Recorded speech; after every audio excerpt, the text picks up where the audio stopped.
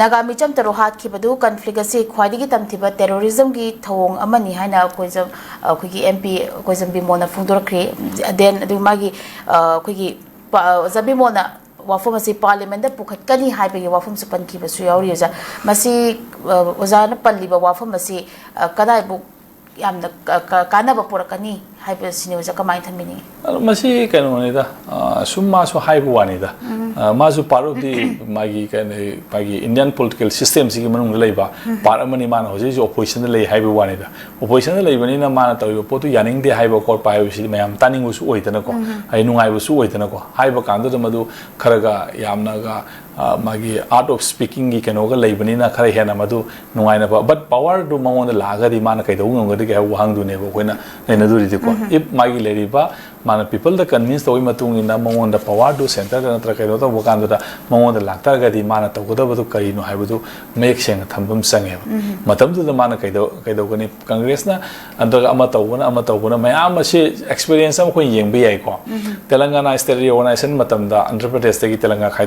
do ko matam du gi chief minister andhra pradesh congress ne bu ko ma matam du da telangana khai do puri yaning de ma congress to resign to ya do ma kem to ngam te hoi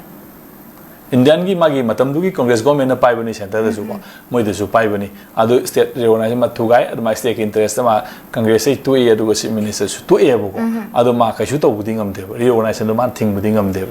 sigi po sigi wani da Indian state ki oba magi paradigm ma lei riba madu gi paradigm adu de gi mana kayam hongdo manipur da yengi ba tra India punu mu de yengi ba Indian state ki magi framework to ri mai structure do adu gi kayam hongdo mangam do ri madu gi hongdo madu na manipur gi lei riba people gi political aspiration se masida kayam nang asang hen bangam ga do ri hai ba du adu gi vision du yaw ga dam ne ba khoina wa ngang ma tam da khoina wa thamba ma tam da adu aina highly condemn to wi madu terrorist ki thong ne ri mi loi khangina asida pha ba da hali ba mi da to wi po quite wang but terrorist ki amani ha bi khangi da loi akoi ju hai nang ju aina MP or ma ju na tra ga man or ma ju loi hai ni da ko adu government pali ba su hai kem jana ju hai adu gi di govindas na ju hai even mayam noi hat ba che ne hai ba nem ja ki ge na ju hai ko loi hai ba hai ba di ko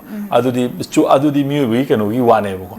ek adu to du madu gi manung da leiriba magi agenda dui wane ba khoina nei ningi di adon leiriba pot me am si de khoina wa ma hai tar ga di hai bu na ta vision am yaw godam ne vision du da kai tawre government policy na kai tawre hoji adu go moina palaga na kai do godori hai ba madu acute vision na thong godam ne bu adu yaw dra ga di su pa ngang bai da dum ta to kani dialogue ki wane ka su thodo na ma si de khoina aspect to ne leiti na idi adum khalle hoi na noi je ja oza mathang da mulak je khoi gi